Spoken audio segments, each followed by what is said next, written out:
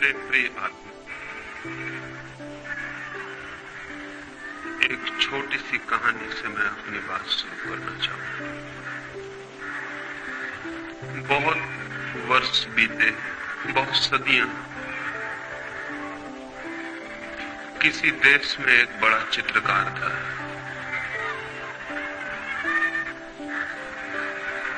वो जब अपनी युवावस्था में था, उसने सोचा कि मैं एक ऐसा चित्र बनाऊं जिसमें भगवान का आनंद झलकता हो।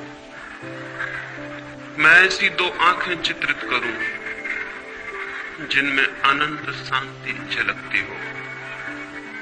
मैं ऐसे एक व्यक्ति को खोजूं, एक ऐसे मनुष्य को जिसका चित्र जीवन के जो पार है, जगत से जो दूर है, उसकी खबर लाता हो।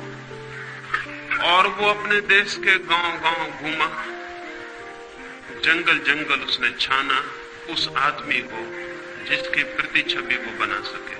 और आखिर एक पहाड़ पर गाय चराने वाले एक चरवाहे को खोज लिया। उसकी आंखों में कोई झलक थी, उसके चेहरे की रूपरेखा में कोई दूर की खबर थी। उसे देखकर ही लगता था कि मनुष्य के भीतर परमात्मा भी है। उसने उसके चित्र को बनाया। उस चित्र की लाखों प्रतियां गांव-गांव, दूर-दूर के देशों में बिकी। लोगों ने उस चित्र को घर में टांग कर अपने को धन्य समझा। फिर 20 वर्ष बाद वो चित्रकार बूढ़ा हो गया था और उस चित्रकार को एक ख्याल और आया। जीवन भर के अनुभव से उसे पता चला था कि आदमी में भगवान ही अगर अकेला होता तो ठीक था, आदमी में शैतान भी दिखाई पड़ता है। उसने सोचा कि मैं एक चित्र और बनाऊं जिसमें आदमी के भीतर शैतान की छवि हो, तब मेरे दोनों चित्र पूरे मनुष्य के चित्र बन सकेंगे। वो फिर गया बुढ़ापे में, जुआ घरों में, शराब खानों में, पागल घरों में। उसने खोजबीन की उस आदमी की जो आदमी ना हो, शैतान हो, जिसकी आंखों में नरक की लपटें जलती हो, जिसके चेहरे की आकृति उस सबका स्मरण दिलाती हो जो अशुभ है, कुरूप है, असुंदर है। वो पाप की प्रतिमा की खोज में निकला। एक प्रतिमा उसने परमात्मा की बनाई थी, वो एक प्रतिमा पाप की भी बनाना चाहता था। और बहुत खोजने के बाद एक कारागृह में उसे एक कैदी मिल गया जिसने 7 हत्याएं की थी और जो थोड़े ही दिनों बाद मृत्यु की प्रतीक्षा कर रहा था, फांसी पर लटकाया जाने को। उस आदमी की आंखों में नरक के दर्शन होते थे, घृणा जैसे साक्षात थी। उस आदमी की चेहरे की रूपरेखा ऐसी थी कि वैसा गुरु मनुष्य खोजना मुश्किल था। उसने उसके चित्र को बनाया। जिस दिन उसका चित्र बन के पूरा हुआ, वो अपने पहले चित्र को भी लेकर कारागृह में आया और दोनों चित्रों को पास पास रख के देखने लगा कि कौन सी कलाकृति श्रेष्ठ बनी। तय करना मुश्किल था। चित्रकार खुद भी मुक्त हो गया था। दोनों ही चित्र अद्भुत थे। कौन सा श्रेष्ठ था कला की दृष्टि से, यह तय करना मुश्किल था। और तभी उस चित्रकार को पीछे किसी के रोने की आवाज सुनाई पड़ी। लौट कर देखा तो वो कैदी जंजीरों में बंधा रो रहा है जिसकी उसने तस्वीर बनाई थी। वो चित्रकार हैरान हुआ। उसने कहा कि मेरे दोस्त, तुम क्यों रोते हो? चित्रों को देखकर तुम्हें क्या तकलीफ हुई? उस आदमी ने कहा, मैंने इतने दिन तक छिपाने की कोशिश की, लेकिन आज मैं हार गया हूं।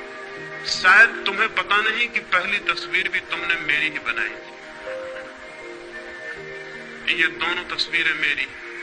20 साल पहले पहाड़ पर जो आदमी तुम्हें मिला था वो मैं ही।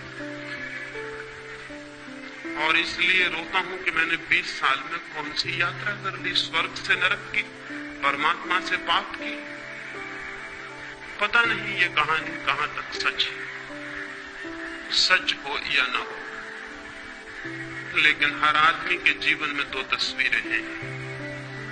हर आदमी के भीतर शैतान है और हर आदमी के भीतर परमात्मा भी, और हर आदमी के भीतर नरक की भी संभावना है और स्वर्ग की भी। हर आदमी के भीतर सौंदर्य के फूल भी खिल सकते हैं और कुरूपता के गंदे डबरे भी बन सकते हैं। प्रत्येक आदमी इन दो यात्राओं के बीच निरंतर डोल रहा है।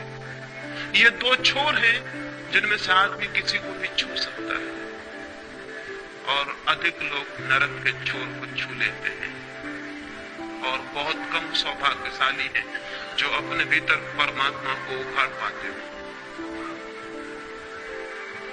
क्या हम अपने भीतर परमात्मा को उखाड़ पाने में सफल हो सकते हैं?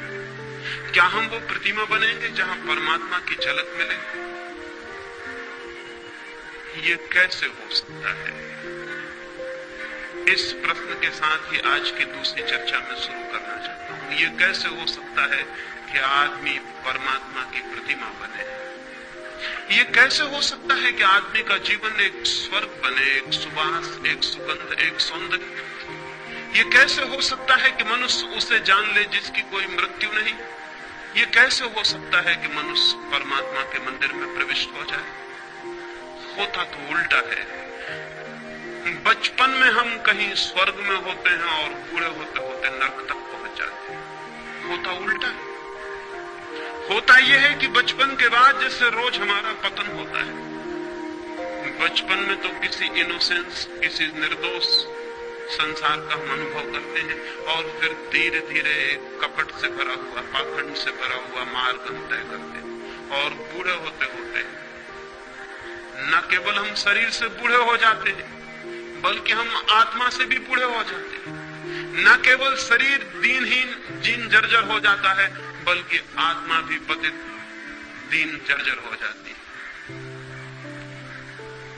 ये और इसे ही हम जीवन मान लेते हैं और समाप्त हो जाते हैं। धर्म इस संबंध में संदेह उठाना चाहता है। धर्म एक बड़ा संदेह है इस संबंध में कि यह आदमी की जीवन की यात्रा गलत है, कि स्वर्ग से हम नरक तक पहुंच जाएंगे। होना तो उल्टा चाहिए। जीवन की यात्रा उपलब्धि की यात्रा होनी चाहिए कि हम दुख से आनंद तक पहुंचे, हम अंधकार से प्रकाश तक पहुंचे, हम मृत्यु से अमृत तक पहुंच जाए। प्राणों के प्राण की अभिलाषा और प्यास भी वही है। प्राणों में एक ही आकांक्षा है कि मृत्यु से अमृत तक कैसे पहुंचे। प्राणों में एक ही प्यास है कि हम अंधकार से आलोक को कैसे उपलब्ध हो। प्राणों की एक ही मांग है कि हम असत्य से सत्य तक कैसे जा सकते हैं। निश्चित ही सत्य की यात्रा के लिए, निश्चित ही स्वयं के भीतर परमात्मा की खोज के लिए व्यक्ति को ऊर्जा का एक संग्रह चाहिए, कंजर्वेशन चाहिए। व्यक्ति को शक्ति का एक संवर्धन चाहिए। उसके भीतर शक्ति इकट्ठी हो कि वो शक्ति का एक स्रोत बन जाए, तभी व्यक्तित्व को स्वर्ग तक ले जाया जा सकता है। स्वर्ग निर्बलों के लिए नहीं है। जीवन के सत्य उनके लिए नहीं है जो दीनहीन हो जाते हैं शक्ति को खोकर, जो जीवन की सारी शक्ति को खो देते हैं और भीतर दुर्बल और दीन हो जाते हैं। वे यात्रा नहीं कर सकते। उस यात्रा पर चढ़ने के लिए, उन पहाड़ों पर चढ़ने के लिए शक्ति चाहिए, और शक्ति का संवर्धन धर्म का सूत्र है। शक्ति का संवर्धन, कंजर्वेशन ऑफ एनर्जी। कैसे शक्ति इकट्ठी हो कि हम शक्ति के उबलते हुए भंडार हो जाएं, लेकिन हम तो दीनहीन जन हैं। सारी शक्ति खोकर हम धीरे धीरे निर्बल होते चले जाते। सब खो जाता है, भीतर रिक्तता रह जाती है, खाली, भीतर एक खालीपन के अतिरिक्त और कुछ भी नहीं छूटता। हम शक्ति को कैसे खो देते हैं? मनुष्य का शक्ति को खोने का सबसे बड़ा द्वार सेक्स है। काम मनुष्य की शक्ति के खोने का सबसे बड़ा द्वार है, जहां से वो शक्ति को खोता है। और जैसे मैंने कल आपसे कहा, कोई कारण है जिसकी वजह से वो शक्ति को खोता है। शक्ति को कोई भी खोना नहीं चाहता है। कौन शक्ति को खोना चाहता है? लेकिन कुछ झलक है उपलब्धि की, उस झलक के लिए आदमी शक्ति को खोने को राजी हो जाता है। काम के क्षणों में कुछ अनुभव है, उस अनुभव के लिए आदमी सब कुछ खोने को तैयार हो जाता है। अगर वो अनुभव किसी और मार्ग से उपलब्ध हो सके तो मनुष्य सेक्स के माध्यम से शक्ति को खोने को कभी भी तैयार नहीं हो सकता। क्या और कोई द्वार है उस अनुभव को पाने का? क्या और कोई मार्ग है उस अनुभूति को उपलब्ध करने का, जहां हम अपने प्राणों की गहरी से गहराई में उतर जाते हैं, जहां हम जीवन का ऊंचा से ऊंचा शिखर छूते हैं, जहां हम जीवन की शांति और आनंद की एक झलक पाते हैं? क्या कोई और मार्ग है? क्या कोई और मार्ग है अपने भीतर पहुंच जाने का? क्या स्वयं की शांति और आनंद के स्रोत तक पहुंच जाने की और कोई सीढ़ी है? अगर वो सीढ़ी हमें दिखाई पड़ जाए तो जीवन में एक क्रांति घटित हो जाती है। आदमी काम के प्रति विमुख और राम के प्रति सन्मुख हो जाता है। एक क्रांति घटित हो जाती है, एक नया द्वार खुल जाता है। मनुष्य की जाति को अगर हम नया द्वार न दे सके तो मनुष्य एक रिपीटेटिव सर्किल में, एक पुनरुक्ति वाले चक्कर में घूमता है और नष्ट होता है। लेकिन आज तक सेक्स के संबंध में जो भी धारणाएं रही हैं, वो मनुष्य को सेक्स के अतिरिक्त नया द्वार खोलने में समर्थ नहीं बना पाई, बल्कि एक उल्टा उपद्रव हुआ। प्रकृति एक ही द्वार देती है मनुष्य को, वो सेक्स का द्वार है। अब तक की शिक्षाओं ने वो द्वार भी बंद कर दिया और नया द्वार खोला नहीं। शक्ति भीतर घूमने लगी और चक्कर काटने लगी, और अगर नया द्वार शक्ति के लिए न मिले तो घूमती हुई शक्ति मनुष्य को विक्षिप्त कर देती है, पागल कर देती है। और विक्षिप्त मनुष्य फिर न केवल उस द्वार से जो सेक्स का सहज द्वार था निकलने की चेष्टा करता है, वो दीवालों और खिड़कियों को तोड़कर भी उसकी शक्ति बाहर बहने लगती है। वो अप्राकृतिक मार्गों से भी सेक्स की शक्ति बाहर बहने लगती है। ये दुर्घटना घटी है। ये मनुष्य जाति के बड़े से बड़े दुर्भाग्यों में से एक है। नया द्वार नहीं खोला गया और पुराना द्वार बंद कर दिया गया।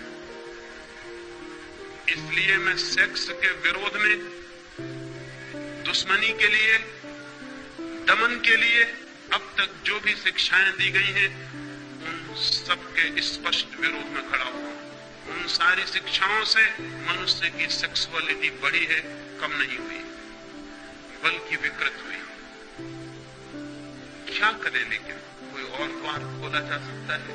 मैंने आपसे कल कहा, संभोग के क्षण की जो प्रतीति है, वो प्रतीति दो बातों की है, टाइमलेसनेस और इगोलेसनेस की। समय शून्य हो जाता है और अहंकार विलीन हो जाता है। समय शून्य होने से और अहंकार विलीन होने से हमें उसका एक झलक मिलती है जो हमारा वास्तविक जीवन है। लेकिन क्षण भर की झलक और हम वापस अपनी जगह खड़े हो जाते हैं और एक बड़ी ऊर्जा, एक बड़ी वैद्युतिक शक्ति का प्रवाह है जिसमें हम खो देते हैं। फिर उस झलक की याद, स्मृति मन को पीड़ा देती रहती है। हम वापस उस अनुभव को पाना चाहते हैं, वापस उस अनुभव को पाना चाहते हैं। और वो झलक कितनी छोटी है, एक क्षण में खो जाती है। ठीक से उसकी स्मृति भी नहीं रह जाती कि क्या थी झलक, हमने क्या जाना था।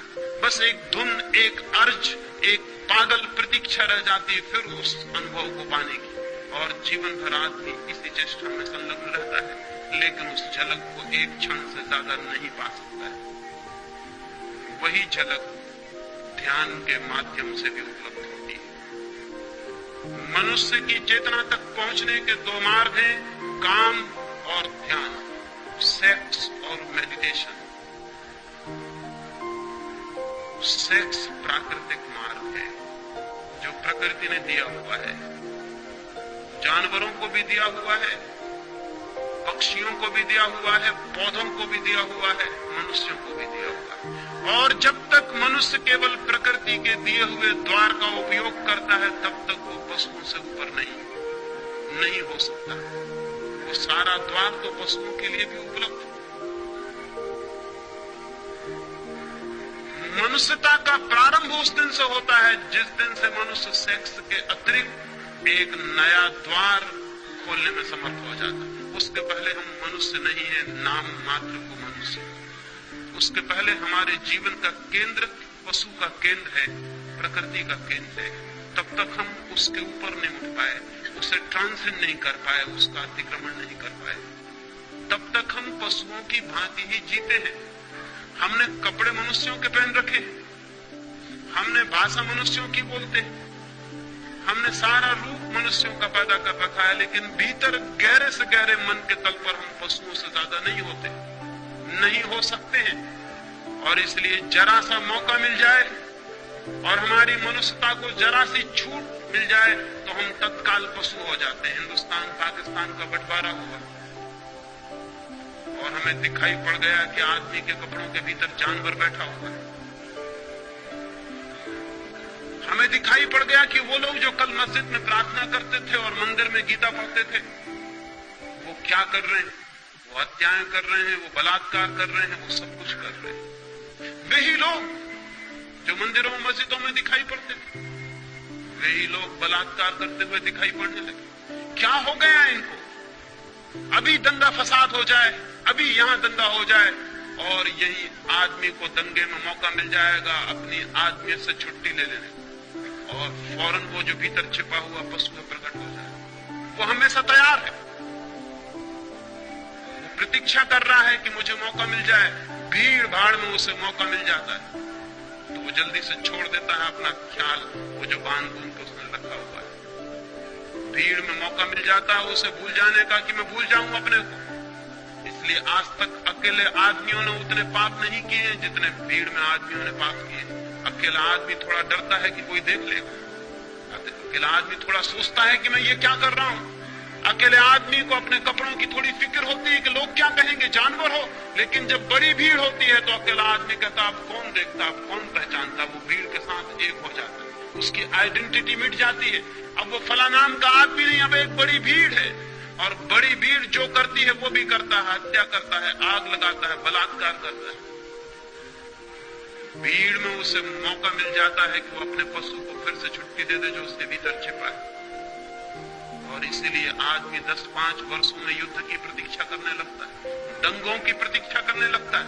अगर हिंदू मुस्लिम का बहाना मिल जाए तो हिंदू मुस्लिम सही, अगर हिंदू मुस्लिम का न मिले तो गुजराती मराठी भी काम कर सकता है। अगर गुजराती मराठी ना हो तो हिंदी बोलने वाला और गैर हिंदी बोलने वाला भी काम कर सकता है।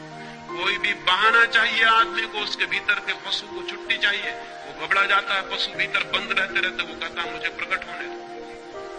और आदमी के भीतर का पशु तब तक नहीं मिटता है जब तक पशुता का जो सहज मार्ग है उसके ऊपर मनुष्य की चेतना न उठे। पशुता का सहज मार्ग, हमारी ऊर्जा, हमारी शक्ति का एक ही द्वार है बहने का, वो है सेक्स। और वो द्वार बंद कर दें तो कठिनाई खड़ी हो जाती है। उस द्वार को बंद करने के पहले नए द्वार का उद्घाटन होना जरूरी है, जीवन चेतना नई दिशा में प्रवाहित हो सके। लेकिन यह हो सकता है यह आज तक किया नहीं गया, नहीं किया गया क्योंकि दमन सरल मालूम पड़ा, रूपांतरण कठिन। दबा देना किसी बात को आसान है, बदलने की विधि और साधना की जरूरत है। इसलिए हमने सरल मार्ग का उपयोग किया कि दबा दो अपने भीतर। लेकिन हम ये भूल गए कि दबाने से कोई चीज नष्ट नहीं होती है, दबाने से और बलशाली हो जाती है। और हम ये भी भूल गए कि दबाने से हमारा आकर्षण और गहरा होता है। जिसे हम दबाते हैं वो हमारे चेतना की और गहरी परतों में प्रविष्ट हो जाता है। हम उसे दिन में दबा लेते हैं, वो सपनों में हमारे आंखों में झूलने लगता है। हम उसे रोजमर्रा दबा लेते हैं, वो हमारे भीतर प्रतीक्षा करता है कि कब मौका मिल जाए, कब मैं फूट पड़ूं, निकल पड़ूं। जिसे हम दबाते हैं उससे हम मुक्त नहीं होते, हम और गहरे अर्थों में और गहराइयों में और अचेतन में और अनकॉन्शियस तक उसकी जड़ें पहुंच जाती हैं और वो हमें जकड़ लेता है। आदमी सेक्स को दबाने के कारण ही बन गया और जकड़ गया। और यही वजह है, पशुओं का तो सेक्स का कोई अवधि होती है, कोई पीरियड होता है वर्ष में। आदमी की कोई अवधि ना रही, कोई पीरियड ना रहा। आदमी 24 घंटे 12 mहीने सेक्सुअल है। सारे जानवरों में कोई जानवर ऐसा नहीं कि जो 12 महीने और 24 घंटे कामुकता से भरा हुआ। उसका वक्त है, उसकी ऋतु है, वो आती है और चला जाता है, और फिर उसका स्मरण भी खो जाता है। आदमी को क्या हो गया? आदमी ने दबाया जिस चीज को, वो फैलकर उसके 24 घंटे और 12 महीने के जीवन पर फैल गई। कभी आपने इस पर विचार किया कि कोई पशु हर स्थिति में हर समय कामुक नहीं होता, लेकिन आदमी हर स्थिति में हर समय कामुक। जैसे कामुकता उबल रही है, जैसे कामुकता ही सब कुछ है। ये कैसे हो गया? ये दुर्घटना कैसे संभव हुई है? पृथ्वी पर सिर्फ मनुष्य के साथ हुई है और किसी जानवर के साथ नहीं। क्यों? एक ही कारण है, सिर्फ मनुष्य ने दबाने की कोशिश की है, और जिसे दबाया वो जहर की तरह सब तक फैल गया। और दबाने के लिए हमें क्या करना पड़ा? दबाने के लिए हमें निंदा करनी पड़ी, दबाने के लिए हमें गाली देनी पड़ी, दबाने के लिए हमें अपमानजनक भावनाएं पैदा करनी पड़ी। हमें कहना पड़ा सेक्स पाप है, हमें कहना पड़ा कि सेक्स नरक है, हमें कहना पड़ा कि जो सेक्स में है वो गरेत है, निंदित है। हमें ये सारी गालियां खोजनी पड़ी, तभी हम दबाने में सफल हो सके। और हमें ख्याल भी नहीं कि इन निंदाओं और गालियों के कारण हमारा सारा जीवन जहर से भर गया है। नीत्शे ने एक वचन कहा है जो बहुत अर्थपूर्ण है। उसने कहा है कि धर्मों ने जहर खिला के सेक्स को मार डालने की कोशिश की थी। सेक्स मरा तो नहीं, सिर्फ जहरीला होकर जिंदा है। मर भी जाता तो ठीक था, वो मरा नहीं। लेकिन और गड़बड़ हो गई बात, वो जहरीला भी हो गया और जिंदा है। ये जो सेक्सुअलिटी है, ये जहरीला सेक्स है। सेक्स तो पशुओं में भी है, काम तो पशुओं में भी है, क्योंकि काम जीवन की ऊर्जा है। लेकिन सेक्सुअलिटी, कामुकता सिर्फ मनुष्य में, कामुकता पशुओं में नहीं। पशुओं की आंखों में देखें, वहां कामुकता दिखाई नहीं पड़ेगी। आदमी की आंखों में झांके, वहां एक कामुकता का रस झलकता हुआ दिखाई पड़ेगा। इसलिए पशु आज भी एक तरह से सुंदर है, लेकिन दमन करने वाले पागलों की कोई सीमा नहीं है कि वो कहां तक बढ़ जाएंगे। मैंने कल आपको कहा था कि अगर हमें दुनिया को सेक्स से मुक्त करना है तो बच्चे और बच्चियों को एक दूसरे के निकट लाना होगा। इसके पहले कि उनमें सेक्स जागे, 14 साल के पहले वे एक दूसरे के शरीर से इतने स्पष्ट रूप से परिचित हो ले कि वो आकांक्षा विलीन हो जाए। लेकिन अमेरिका में अभी अभी एक नया आंदोलन चला है, और वो नया आंदोलन वहां के बहुत धार्मिक लोग चला रहे हैं। शायद आपको पता भी ना हो, वो नया आंदोलन बड़ा अद्भुत। वो आंदोलन ये है कि सड़कों पर गाय, भैंस, घोड़े, कुत्ता, बिल्ली को भी बिना कपड़ों के नहीं निकाला जाए, उनको कपड़े पहन के निकाला जाए। उनको भी कपड़े पहनाने चाहिए, क्योंकि नंगे पशुओं को देखकर बच्चे बिगड़ सकते। बड़े मजे की बात है, नंगे पशुओं को देखकर बच्चे बिगड़ सकते हैं। अमेरिका के कुछ नीति शास्त्री इसके बाबत आंदोलन और संगठन और संस्थाएं बना रहे हैं कि पशुओं को भी सड़कों पर नग्न नहीं लाया जा सकता। आदमी को बचाने की इतनी कोशिशें चल रही हैं, और कोशिश बचाने की जो करने वाले लोग हैं वही आदमी को नष्ट कर रहे हैं। कभी आपने ख्याल किया कि पशु अपनी नग्नता में भी अद्भुत है और सुंदर है? उसकी नग्नता में भी वो निर्दोष है, सरल और सीधा है। कभी आपको पशु नग्न है ये भी ख्याल शायद ही आया हो, जब तक कि आपके भीतर बहुत नंगापन न छिपा हो, तब तक आपको पशु नंगा नहीं दिखाई पड़ सकता है। लेकिन वे जो भयभीत लोग हैं, वे जो डरे हुए लोग हैं, वे भय और डर के कारण सब कुछ कर रहे हैं आज तक, और उनके सब करने से आदमी रोज नीचे से नीचे उतरता जा रहा है। जरूरत तो यह है कि आदमी भी किसी दिन इतना सरल हो कि नग्न खड़ा हो सके, निर्दोष और आनंद से भरा हुआ। जरूरत तो यह है, जैसे महावीर जैसा व्यक्ति नग्न खड़ा हो गया, लोग कहते हैं कि उन्होंने कपड़े छोड़े, कपड़ों का त्याग किया। मैं कहता हूं न कपड़े छोड़े न कपड़ों का त्याग किया, चित्त इतना निर्दोष हो गया होगा, इतना इनोसेंट जैसे छोटे बच्चों का, तो वे नग्न खड़े हो गए होंगे। क्योंकि ढांकने को जब कुछ भी नहीं रह जाता तो आदमी नग्न हो सकता है। जब तक ढांकने को कुछ है हमारे भीतर, तब तक आदमी अपने को छिपाएगा। जब ढांकने को कुछ भी नहीं है तो नग्न हो सकता है। चाहिए तो एक ऐसी पृथ्वी कि आदमी भी इतना सरल होगा कि नग्न होने में भी उसे कोई पश्चाताप, कोई पीड़ा न होगी, नग्न होने में उसे कोई अपराध न होगा। आज तो हम कपड़े पहनकर भी अपराधी मालूम होते हैं, हम कपड़े पहन के भी नंगे हैं, और ऐसे लोग भी रहे हैं जो नग्न होकर भी नग्न नहीं थे। नंगापन मन की एक वृत्ति है, सरलता, निर्दोष चित्त, फिर नग्नता भी सार्थक हो जाती है, अर्थपूर्ण हो जाती है, वो भी एक सौंदर्य ले लेती है। लेकिन अब तक आदमी को जहर पिलाया गया है, और जहर का परिणाम ये हुआ कि हमारा सारा जीवन एक कोने से लेकर दूसरे कोने तक विषाक्त हो गया है।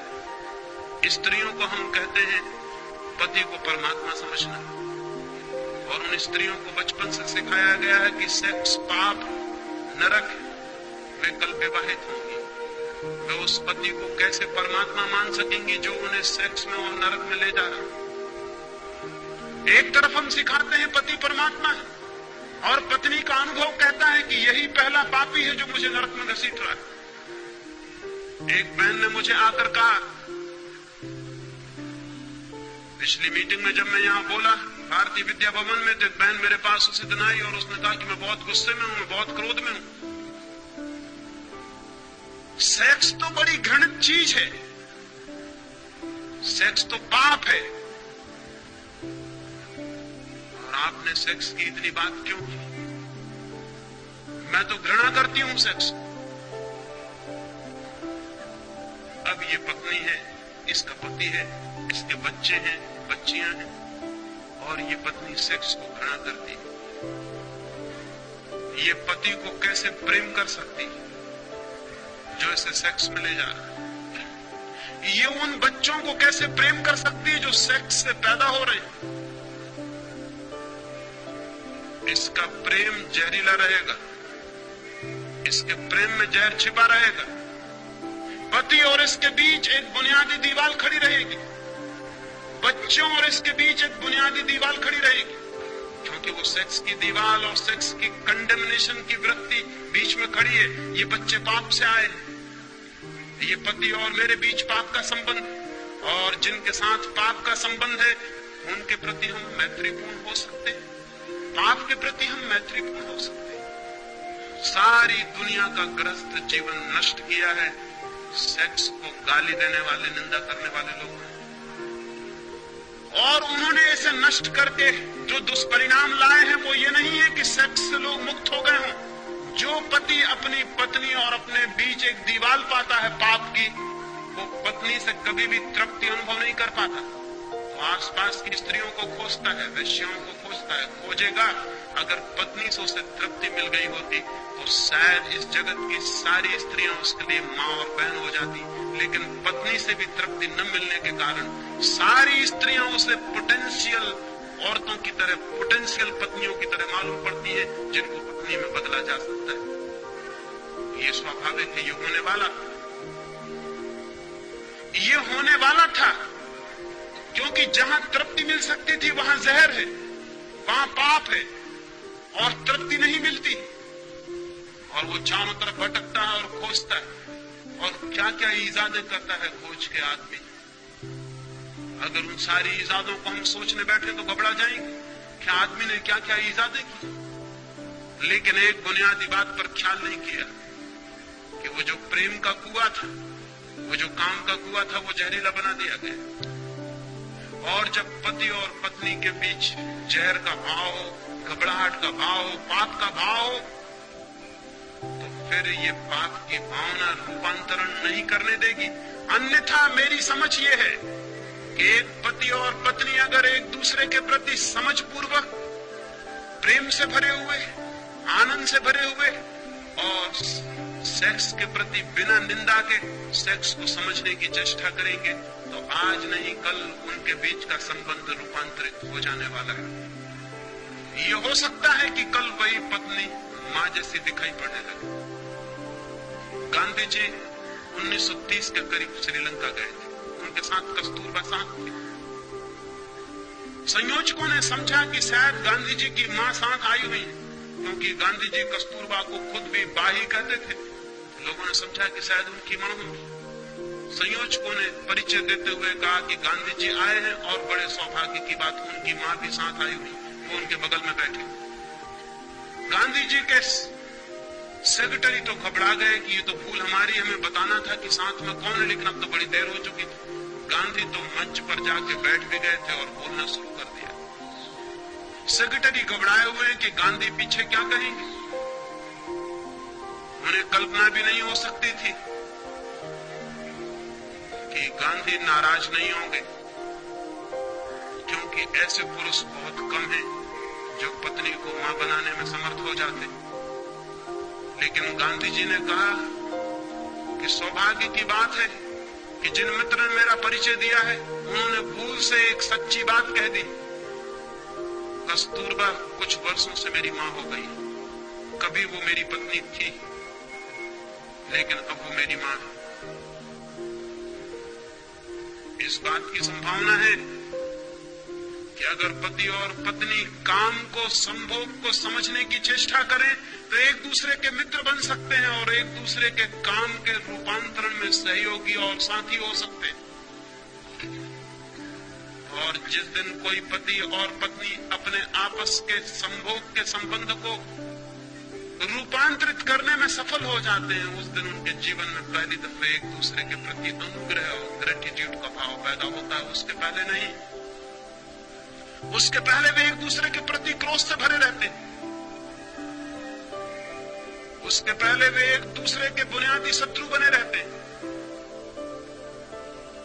उसके पहले उनके बीच एक संघर्ष है, मैत्री नहीं।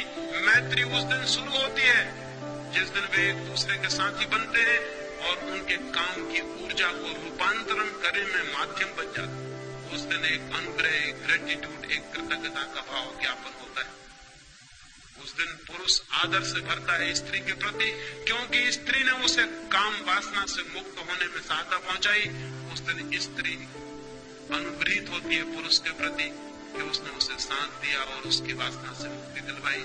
उस दिन वे सच्ची मैत्री में बनते हैं, जो काम की नहीं, प्रेम की मैत्री। उस दिन उनका जीवन ठीक उस दिशा में जाता है जहां पत्नी के लिए पति परमात्मा हो जाता है और पति के लिए पत्नी परमात्मा हो जाता है उस दिन। लेकिन वो कुआं तो विषाक्त कर दिया गया। इसलिए मैंने कल कहा कि मुझसे बड़ा शत्रु सेक्स का खोजना कठिन है, लेकिन मेरी शत्रुता का ये मतलब नहीं कि मैं सेक्स को गाली दूं और निंदा करूं। मेरी शत्रुता का मतलब यह है कि मैं सेक्स को रूपांतरित करने के संबंध में दिशा सूचन करूं। मैं आपको कहूं कि वो कैसे रूपांतरित हो सकता है। मैं कोयले का दुश्मन हूं क्योंकि मैं कोयले को हीरा बनाना चाहता हूं। मैं सेक्स को रूपांतरित करना चाहता हूं। वो कैसे रूपांतरित होगा, उसकी क्या विधि होगी? मैंने आपसे कहा एक द्वार खोलना जरूरी है, नया द्वार। बच्चे जैसे ही पैदा होते हैं वैसे ही उनके जीवन में सेक्स का आगमन नहीं हो जाता है। अभी देर है, अभी शरीर शक्ति इकट्ठी करेगा, अभी शरीर के अणु मजबूत होंगे, अभी उस दिन की प्रतीक्षा है जब शरीर पूरा तैयार हो जाएगा, ऊर्जा इकट्ठी होगी और द्वार जो बंद रहा है 14 वर्षों तक वो खुल जाएगा ऊर्जा के धक्के से और सेक्स की दुनिया शुरू होगी। एक बार द्वार खुल जाने के बाद नया द्वार खोलना कठिन हो जाता है, क्योंकि समस्त ऊर्जाओं का नियम यह है, समस्त शक्तियों का। वे एक दफा अपना मार्ग खोज लें बहने के लिए तो वे उसी मार्ग से बहना पसंद करती। गंगा बह गई है सागर की तरफ, उसने एक बार रास्ता खोज लिया, अब वो उसी रास्ते से बही चली जाती है, बही चली जाती है। रोज रोज नया पानी आता है, उसी रास्ते से बहता हुआ चला जाता है। गंगा रोज नए रास्ते नहीं खोजती। जीवन की ऊर्जा भी एक रास्ता खोज लेती, फिर वो उसी से बहती चली जाती। अगर जमीन को कामुकता से मुक्त करना है तो सेक्स का रास्ता खुलने के पहले नया रास्ता, ध्यान का रास्ता तोड़ देना जरूरी है। एक एक छोटे बच्चे को ध्यान की अनिवार्य शिक्षा और दीक्षा मिलनी चाहिए। तो हम उसे सेक्स के विरोध की दीक्षा देते हैं, जो कि अत्यंत मूर्खतापूर्ण है। सेक्स के विरोध की दीक्षा नहीं देनी है, शिक्षा देनी है ध्यान की, पॉजिटिव, कि वो ध्यान को कैसे उपलब्ध हो। और बच्चे ध्यान को जल्दी उपलब्ध हो सकते हैं क्योंकि अभी उनकी ऊर्जा का कोई भी द्वार खुला नहीं, अभी द्वार बंद है, अभी ऊर्जा संरक्षित है। अभी कहीं भी नए द्वार पर धक्के दिए जा सकते हैं और नया द्वार खोला जा सकता है। फिर यही बूढ़े हो जाएंगे और इन्हें ध्यान में पहुंचना अत्यंत कठिन हो जाएगा। ऐसे ही जैसे एक नया पौधा पैदा होता है, उसकी शाखाएं कहीं भी झुक जाती हैं, कहीं भी झुकाई जा सकती हैं, फिर वही बूढ़ा वृक्ष हो जाता है। फिर हम उसकी शाखाओं को झुकाने की कोशिश करते हैं, फिर शाखाएं टूट जाती हैं, झुकती नहीं। बूढ़े लोग ध्यान की चेष्टा करते हैं दुनिया में, जो बिल्कुल ही गलत है। ध्यान की सारी चेष्टा छोटे बच्चों पर की जानी चाहिए। लेकिन मरने के करीब पहुंच के आदमी ध्यान में उत्सुक होता है। वो पूछता है ध्यान क्या, योग क्या, हम कैसे शांत हो जाएं? जब जीवन की सारी ऊर्जा खो गई, जब जीवन के सब रास्ते सख्त और मजबूत हो गए, जब झुकना और बदलना मुश्किल हो गया, तब वो पूछता है अब मैं कैसे बदल जाऊं? एक पैर आदमी कब्र में डाल लेता है, दूसरा पैर बाहर रख के पूछता है ध्यान का कोई रास्ता है?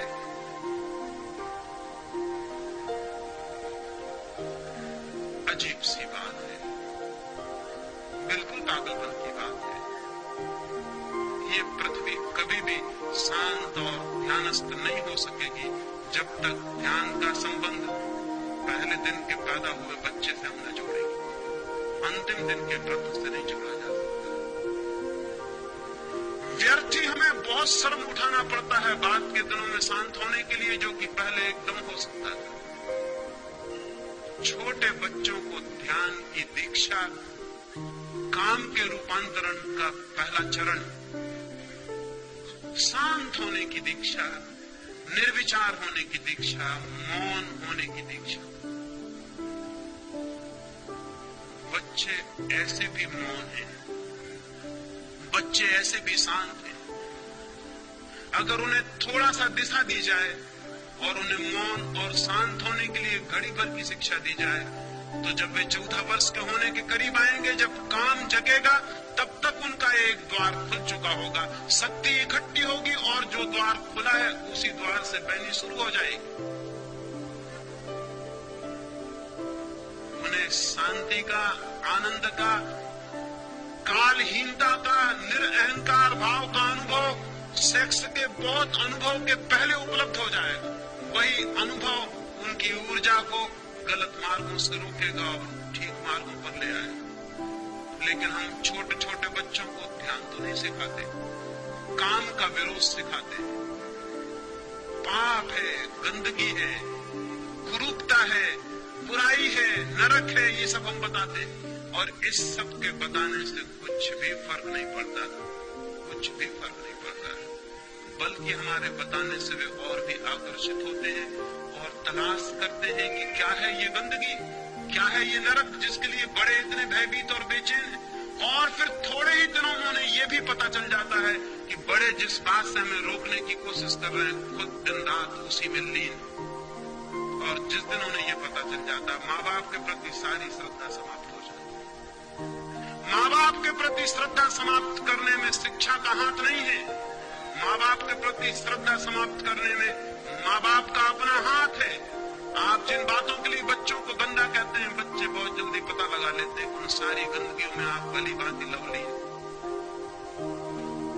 आपकी दिन की जिंदगी दूसरी है और आपकी दूसरी। आप कहते कुछ है, करते कुछ है। छोटे बच्चे बहुत एक्यूट ऑब्जर्वर होते हैं, बहुत गौर से निरीक्षण करते रहते हैं कि क्या हो रहा है घर में। वो देखते हैं कि माँ जिस बात को गंदा कहती है, बाप जिस बात को गंदा कहता है, वही गंदी बात दिन रात घर में चल रही। इसका उन्हें बहुत जल्दी बोध हो जाता है। उनका सारा श्रद्धा का भाव विलीन हो जाता है कि धोखेबाज है ये माँ बाप, पाखंडी है, हिपोक्रेट है, ये बातें कुछ और कहते हैं, करते कुछ और है। और जिन बच्चों का माँ बाप पर से विश्वास उठ गया, वो बच्चे परमात्मा पर कभी विश्वास नहीं कर सकेंगे, इसको याद रखना। क्योंकि बच्चों के लिए परमात्मा का पहला दर्शन माँ बाप में होता है। अगर वो वहीं खंडित हो गया तो ये बच्चे भविष्य में नास्तिक हो जाने वाले। बच्चों को पहले परमात्मा की प्रतीति अपने माँ बाप की पवित्रता से होती है। पहली दफा बच्चे माँ बाप को ही जानते हैं निकटतम, और उनसे ही उन्हें पहली दफा श्रद्धा और रिवरेंस का भाव पैदा होता है। अगर वही खंडित हो गया तो इन बच्चों को मरते दम तक वापस परमात्मा के रास्ते पे लाना मुश्किल हो जाएगा। क्योंकि पहला परमात्मा ही धोखा दे गया, जो माँ थी, जो बाप था, वही धोखेबाज है। आज सारी दुनिया में जो लड़के ये कह रहे हैं कि कोई परमात्मा नहीं है, कोई आत्मा नहीं, कोई मोक्ष नहीं है, धर्म सब बकवास है, उसका कारण ये नहीं है कि लड़कों ने पता लगा लिया है कि आत्मा नहीं है, परमात्मा नहीं। उसका कारण ये है कि लड़कों ने माँ बाप का पता लगा लिया है कि धोखेबाज। और ये सारा धोखा सेक्स के आसपास केंद्रित है। ये सारा धोखा सेक्स के केंद्र पर खड़ा हुआ है। बच्चों को ये सिखाने की जरूरत नहीं कि सेक्स पाप है, बल्कि ईमानदारी से ये सिखाने की जरूरत है कि सेक्स जिंदगी का एक हिस्सा है और तुम सेक्स से ही पैदा हुए और हमारी जिंदगी में वो है, ताकि बच्चे सरलता से माँ बाप को समझ सके और जब जीवन को वो जाने तो वो आदर से भर सके कि माँ बाप सच्चे और ईमानदार थे। उनको जीवन में आस्तिक बनाने में इससे बड़ा संबल और कुछ भी नहीं होगा कि वो अपने माँ बाप को सच्चा और ईमानदार अनुभव कर सके। लेकिन आज सब बच्चे जानते हैं कि माँ बाप बेईमान और धोखेबाज। ये बच्चे और माँ बाप के बीच एक कलह का कारण बनता है। सेक्स का दमन पति और पत्नी को तोड़ दिया है, माँ बाप और बच्चों को तोड़ दिया। नहीं, सेक्स का विरोध नहीं, निंदा नहीं, बल्कि सेक्स की शिक्षा दी जानी चाहिए। जैसे ही बच्चे पूछने को तैयार हो जाएं, जो भी जरूरी मालूम पड़े, जो उनके समझ के योग मालूम पड़े, वो सब उन्हें बता दिया जाना चाहिए, ताकि वे सेक्स के संबंध में अति उत्सुक न हो, ताकि उनका आकर्षण न पैदा हो, ताकि वो दीवाने होकर गलत रास्तों से जानकारी पाने की कोशिश न करें। आज बच्चे सब जानकारी पा लेते हैं यहाँ वहां से, गलत मार्गों से, गलत लोगों से उन्हें जानकारी मिलती है जो जीवन भर उन्हें पीड़ा देती है। और माँ बाप और उनके बीच एक मौन की दीवार होती है, जैसे माँ बाप को कुछ भी पता नहीं और बच्चों को भी कुछ पता नहीं। उन्हें सेक्स की सम्यक शिक्षा मिलनी चाहिए, राइट एजुकेशन। और दूसरी बात, उन्हें ध्यान की दीक्षा मिलनी चाहिए, कैसे मौन हो, कैसे शांत हो, कैसे निर्विचार हो। और बच्चे तत्क्षण निर्विचार हो सकते हैं, मौन हो सकते हैं, शांत हो सकते हैं। 24 घंटे में 1 घंटे अगर बच्चों को घर में मौन में ले जाने की व्यवस्था हो, निश्चित ही वे मौन में तभी जा सकेंगे जब आप भी उनके साथ मौन बैठ सकें। हर घर में 1 घंटा मौन का अनिवार्य होना चाहिए। एक दिन खाना न मिले घर में तो चल सकता है, लेकिन 1 घंटा मौन के बिना घर नहीं चल सकता। वो घर झूठा है, उस घर को परिवार कहना गलत है जिस परिवार में 1 घंटे की मौन की दीक्षा नहीं। वो 1 घंटे का मौन 14 वर्षों में उस दरवाजे को तोड़ देगा, रोज धक्के मारेगा, उस दरवाजे को तोड़ देगा जिसका नाम ध्यान है। जिस ध्यान से मनुष्य को समयहीन, टाइमलेसनेस, इगोलेसनेस, अहंकार शून्य अनुभव होता है, जहां से आत्मा की झलक मिलती है। वो झलक सेक्स के अनुभव के पहले मिल जानी जरूरी। अगर वो झलक मिल जाए तो सेक्स के प्रति अतिशय दौड़ समाप्त हो जाएगी, ऊर्जा इस नए मार्ग से बहने लगेगी। ये मैं पहला चरण कहता हूँ। ब्रह्मचर्य की साधना में, सेक्स के ऊपर उठने की साधना में, सेक्स की ऊर्जा के ट्रांसफॉर्मेशन के लिए पहला चरण है ध्यान और दूसरा चरण है प्रेम। बच्चे को बचपन से ही प्रेम की दीक्षा दी जानी चाहिए। हम अब तक यही सोचते रहे हैं कि प्रेम की शिक्षा मनुष्य को सेक्स में ले जाएगी। ये बात अत्यंत भ्रांत है। सेक्स की शिक्षा तो मनुष्य को प्रेम में ले जा सकती है, लेकिन प्रेम की शिक्षा कभी किसी मनुष्य को सेक्स में नहीं ले जाती। बल्कि सच्चाई उल्टी है, जितना प्रेम विकसित होता है उतनी ही सेक्स की ऊर्जा प्रेम में रूपांतरित होकर बढ़नी शुरू हो जाती है। जो लोग जितने कम प्रेम से भरे होते हैं उतने ही ज्यादा कामुक होंगे, उतने ही सेक्सुअल होंगे। जिनके जीवन में जितना कम प्रेम है उनके जीवन में उतनी ही ज्यादा घृणा होगी। जिनके जीवन में जितना कम प्रेम है उनके जीवन में उतना ही विद्वेष होगा। जिनके जीवन में जितना कम प्रेम है उनके जीवन में उतनी ही ईर्ष्या होगी। जिनके जीवन में जितना कम प्रेम है उतनी ही उनके जीवन में प्रतिस्पर्धा होगी। जिनके जीवन में जितना कम प्रेम है उनके जीवन में उतनी चिंता और दुख होगा।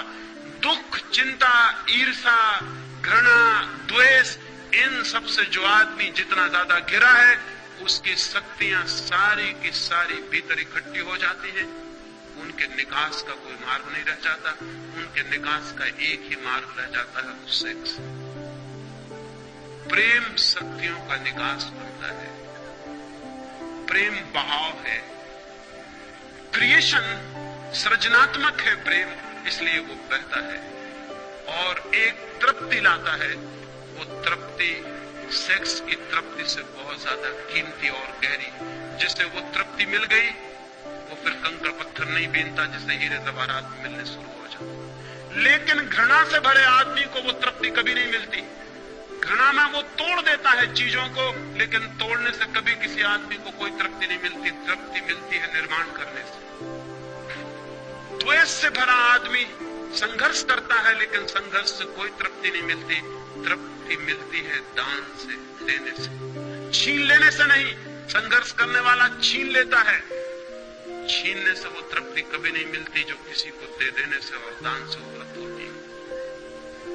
महत्वाकांक्षी आदमी एक पद से दूसरे पद की यात्रा करता रहता है, लेकिन कभी भी शांत नहीं हो पाता।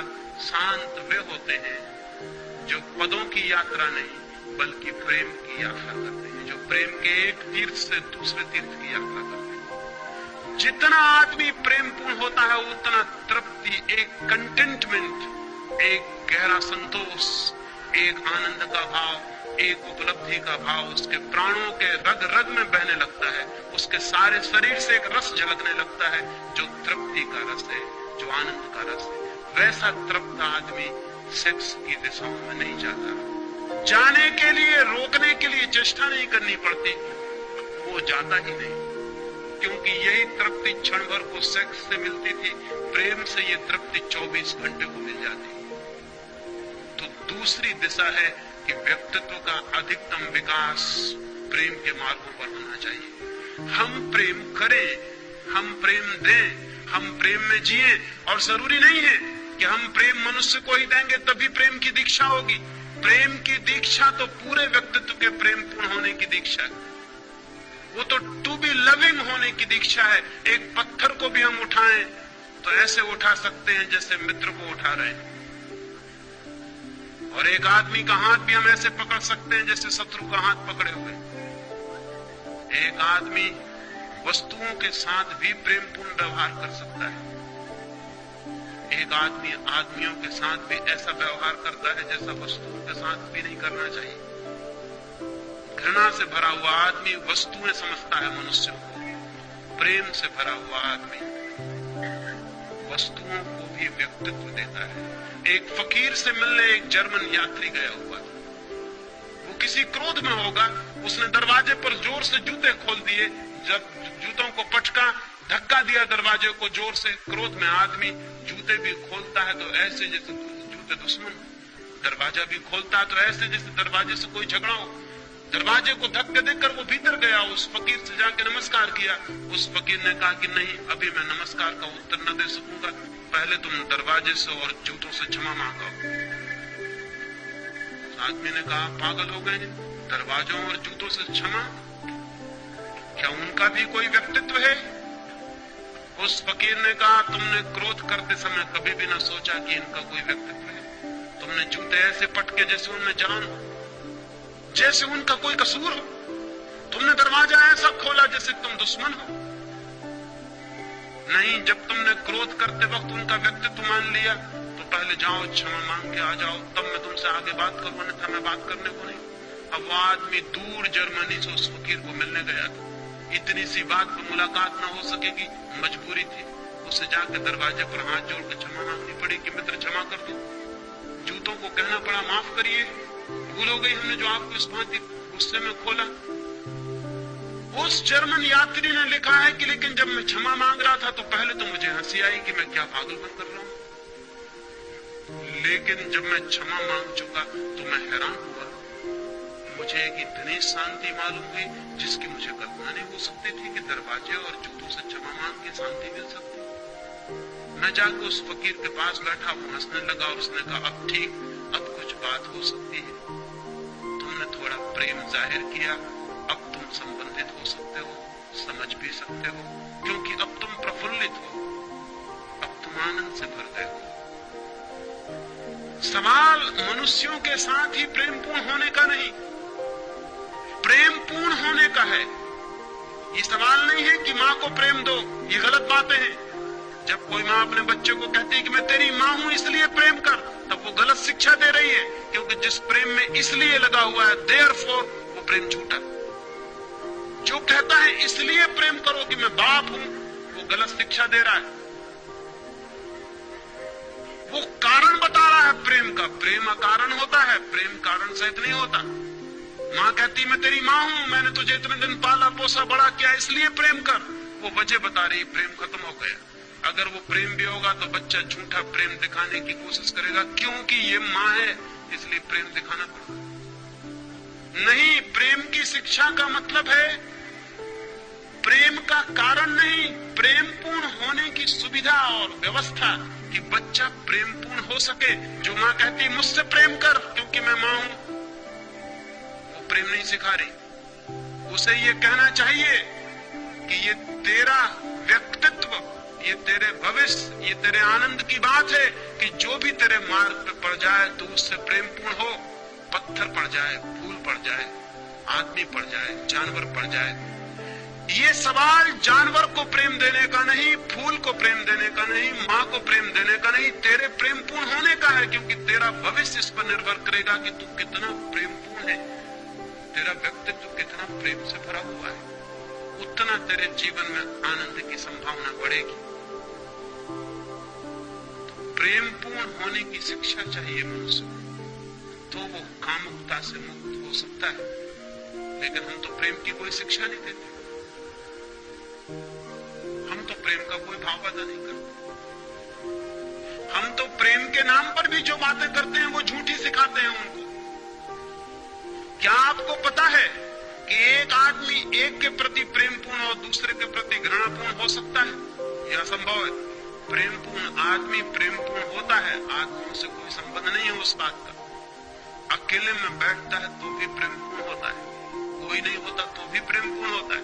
प्रेमपूर्ण होना उसके स्वभाव की बात है, वो आपसे संबंधित होने का सवाल नहीं। क्रोधी आदमी अकेले में भी क्रोधपूर्ण होता है, घृणा से भरा आदमी अकेले में भी घृणा से भरा होता है। वो अकेले भी बैठा है तो आप उसको देख के कह सकते हैं कि ये आदमी क्रोधी है, हालांकि वो किसी पे क्रोध नहीं कर रहा, लेकिन उसका सारा व्यक्तित्व क्रोधी है। प्रेमपूर्ण आदमी अगर अकेले में बैठा है तो आप कहेंगे ये आदमी कितने प्रेम से भरा हुआ बैठा। फूल एकांत में खिलते हैं जंगल के तो वहां भी सुगंध बिखेरते रहते हैं, चाहे कोई सूंघने वाला हो या ना हो। रास्ते से कोई निकले या निकले, फूल सुगंधित होता रहता है। फूल का सुगंधित होना स्वभाव है, इस भूल में आप मत पड़ना कि आपके लिए सुगंधित हो रहा है। प्रेमपूर्ण होना व्यक्तित्व बनाना चाहिए, वो हमारा व्यक्तित्व हो, इससे कोई संबंध नहीं कि वो किसके प्रति। लेकिन जितने प्रेम करने वाले लोग हैं वो सोचते हैं कि मेरे प्रति प्रेमपूर्ण हो जाओ और किसी के प्रति नहीं, और उनको पता नहीं कि जो सबके प्रति प्रेमपूर्ण नहीं वो किसी के प्रति प्रेमपूर्ण नहीं हो सकता। पत्नी कहती पति से मुझे प्रेम करना बस, फिर आ गया स्टॉप, फिर इधर उधर कहीं देखना मत, फिर और कहीं तुम्हारे प्रेम की जरा सी धारा ना बहे, बस प्रेम यानी इस तरफ। और उस पत्नी को पता नहीं कि ये प्रेम झूठा वो अपने हाथ से की ले रही। जो पति प्रेमपूर्ण नहीं है हर स्थिति में हर एक के प्रति, वो वो पत्नी के प्रति भी प्रेमपूर्ण कैसे हो सकता है? प्रेमपूर्ण 24 घंटे के जीवन का स्वभाव, वो ऐसी कोई बात नहीं कि हम किसी के प्रति प्रेमपूर्ण हो जाएं और किसी के प्रति प्रेमहीन हो जाएं। लेकिन आज तक मनुष्यता इसको समझने में समर्थ नहीं हो पाई। बाप कहता है कि मेरे प्रति प्रेमपूर्ण, लेकिन घर में जो चपरासी है उसके प्रति वो तो नौकर। लेकिन उसे पता नहीं कि जो बेटा एक बूढ़े नौकर के प्रति प्रेमपूर्ण नहीं हो पाया है, वो बूढ़ा नौकर भी किसी का बाप है। वो आज नहीं कल जब उसका बाप भी बूढ़ा हो जाएगा, उसके प्रति भी प्रेमपूर्ण नहीं रह जाएगा। तब ये बाप पछताएगा कि मेरा लड़का मेरे प्रति प्रेमपूर्ण नहीं। लेकिन इस बाप को पता ही नहीं कि लड़का प्रेमपूर्ण हो सकता था उसके प्रति भी, अगर जो भी आसपास थे सबके प्रति प्रेमपूर्ण होने की शिक्षा दी गई होती तो वो इसके प्रति भी प्रेमपूर्ण होता। प्रेम स्वभाव की बात है, संबंध की बात नहीं। प्रेम रिलेशनशिप नहीं है, प्रेम है स्टेट ऑफ माइंड, मनुष्य के व्यक्तित्व का भीतरी अंग। तो हमें प्रेमपूर्ण होने की दूसरी दीक्षा दी जानी चाहिए एक एक चीज के प्रति। अगर बच्चा एक किताब को भी गलत ढंग से रखे तो गलती बात है, उसे उसी क्षण टोकना चाहिए कि तुम्हारे व्यक्तित्व के लिए शोभादायक नहीं कि तुम इस भांति किताब को रखो। कोई देखेगा, कोई सुनेगा, कोई पाएगा कि तुम किताब के साथ दुर्व्यवहार किए हो, तुम एक कुत्ते के साथ गलत ढंग से पेश आए हो। ये तुम्हारे व्यक्तित्व की गलती है। एक फकीर के बाबत मुझे ख्याल आता है, एक छोटा सा फकीर का झोपड़ा। रात थी, जोर से वर्षा होती थी, रात के 12 बजे होंगे। फकीर और उसकी पत्नी दोनों सोते थे। किसी आदमी ने दरवाजे पर दस्तक दी। छोटा था झोपड़ा, कोई शायद शरण चाहता है। उसकी पत्नी से उसने कहा कि द्वार खोल दे। कोई द्वार पर खड़ा है, कोई यात्री, कोई अपरिचित मित्र। सुनते हैं उसकी बात, उसने कहा कोई अपरिचित मित्र। हमारे तो जो परिचित हैं वो भी मित्र नहीं होते। उसने कहा कोई अपरिचित मित्र, ये प्रेम का भाव। कोई अपरिचित मित्र द्वार पर खड़ा है, द्वार खोल। उसकी पत्नी ने कहा लेकिन जगह तो बहुत कम है, हम 2 के लायक ही मुश्किल से है, कोई तीसरा आदमी भीतर आएगा तो हम क्या करेंगे? उस फकीर ने कहा पागल, ये किसी अमीर का महल नहीं है कि छोटा पड़ जाए, ये गरीब की झोपड़ी। अमीर का महल छोटा पड़ जाता है हमेशा, एक मेहमान आ जाए तो महल छोटा पड़ जाता है। ये गरीब की झोपड़ी है। उसकी पत्नी ने कहा इसमें झोपड़ी, अमीर और गरीब का क्या सवाल, जगह छोटी है। उस फकीर ने कहा जहां दिल में जगह बड़ी हो वहां झोपड़ा महल की तरह मालूम होता है, और जहां दिल में छोटी जगह हो वहां झोपड़ा। तो क्या महल भी छोटा और झोपड़ा हो जाता? द्वार खोल दे। द्वार पर खड़े हुए आदमी को वापस कैसे लौटाया जा सकता है? अभी हम दोनों लेटे थे, अब 3 लेट नहीं सकेंगे, तीनों बैठेंगे। बैठने के लिए काफी जगह है। मजबूरी थी, पत्नी को दरवाजा खोल देना पड़ा। एक मित्र आ गया, पानी से भीगा हुआ, उसके कपड़े बदले, फिर वो तीनों बैठ के गपशप करने लगे। दरवाजा फिर बंद है। फिर किन्हीं 2 आदमियों ने दरवाजे पे दस्तक दी। अब उस फकीर ने उस मित्र को कहा, वो दरवाजे के पास था, कि दरवाजा खोल दो, मालूम होता है कोई आया। उस आदमी ने कहा कैसे खोल दो दरवाजा, जगह कहाँ है यहाँ? वो आदमी अभी 2 घड़ी पहले आया था खुद, और भूल गया ये बात कि जिस प्रेम ने मुझे जगह दी थी वो मुझे जगह नहीं दी थी, प्रेम था उसके भीतर इसलिए जगह दी थी। अब फिर कोई दूसरा आ गया, फिर जगह बनानी पड़ेगी। लेकिन उस आदमी ने कहा नहीं, दरवाजा खोलने की जरूरत नहीं, मुश्किल से हम 3 बैठे हुए। वो फकीर हंसने लगा। उसने कहा बड़े पागल हो, मैंने तुम्हारे लिए जगह नहीं की थी, प्रेम था इसलिए जगह की थी। प्रेम अब भी है, वो तुम पर चुप गई नहीं गया और समाप्त नहीं हो गया। दरवाजा खोलो। अभी हम दूर दूर बैठे हैं, फिर हम पास पास बैठ जाएंगे। पास पास बैठने के लिए काफी जगह है, और रात ठंडी है, पास पास बैठने में आनंद ही और होगा। दरवाजा खोलना पड़ा। 2 आदमी भीतर आ गए। फिर वे पास पास बैठ के गपशप करने लगे, और थोड़ी देर बीती है और रात आगे बढ़ गई और वर्षा हो रही, और एक गधे ने आके सिर लगाया दरवाजे से, पानी में भीग गया है, वो रात शरण चाहता है। उस फकीर ने कहा कि मित्रों, वो 2 मित्र दरवाजे पर बैठे हुए थे जो पीछे आए थे, दरवाजा खोल दो। कोई अपरिचित मित्र फिर आ गया। उन लोगों का ये मित्र वगैरह नहीं है, ये गधा है, इसके लिए जगह खोलने की कोई जरूरत नहीं। उस फकीर ने कहा, तुम्हें शायद पता नहीं, अमीर के दरवाजे पर आदमी के साथ भी गधे जैसा व्यवहार किया जाता है। ये गरीब की झोपड़ी है, हम गधे के साथ भी आदमी जैसा व्यवहार करने की आदत से बने। दरवाजा खोल दो। पर वे दोनों कहने लगे, जगह। उस फकीर ने कहा, जगह बहुत है, अभी हम बैठे हैं, अब हम खड़े हो जाएंगे। खड़े होने के लिए काफी जगह। और फिर तुम घबराओ मत, अगर जरूरत पड़ेगी तो मैं हमेशा बाहर होने के लिए तैयार हूं। प्रेम इतना कर सकता है। एक लविंग एटीट्यूड, एक प्रेमपूर्ण हृदय बनाने की जरूरत है। जब प्रेमपूर्ण हृदय बनता है तो व्यक्तित्व का एक तृप्ति का भाव, एक रसपूर्ण तृप्ति। क्या आपको कभी ख्याल है, जब भी आप किसी के प्रति जरा से प्रेमपूर्ण हुए, पीछे एक तृप्ति की लहर छूट गई? क्या आपको कभी भी ख्याल है कि जीवन में तृप्ति के क्षण वे ही रहे हैं जो बेशर्त प्रेम के क्षण रहे होंगे, जब कोई शर्त ना रही होगी प्रेम की? और जब आपने रास्ते चलते एक अजनबी आदमी को देख के मुस्कुरा दिया हो, उसके पीछे छूट गई तृप्ति का कोई अनुभव है? उसके पीछे साथ आ गया एक शांति का भाव, एक प्राणों में एक आनंद की लहर का कोई पता है? जब राह चलते किसी आदमी को उठा लिया हो, किसी गिरते को संभाल लिया हो, किसी बीमार को एक फूल दे दिया हो, इसलिए नहीं कि वो आपकी माँ है, इसलिए नहीं कि वो आपका पिता है, नहीं, वो आपका कोई भी नहीं है, लेकिन एक फूल किसी बीमार को दे देना आनंदपूर्ण है। व्यक्तित्व में प्रेम की संभावना बढ़ती जानी चाहिए। वो इतनी बढ़ जानी चाहिए, पौधों के प्रति, पक्षियों के प्रति, पशुओं के प्रति, आदमियों के प्रति, अपरिचितों के प्रति, अनजान लोगों के प्रति, विदेशियों के प्रति, जो बहुत दूर हैं उनके प्रति, जानतारों के प्रति प्रेम हमारा बढ़ता चला जाए।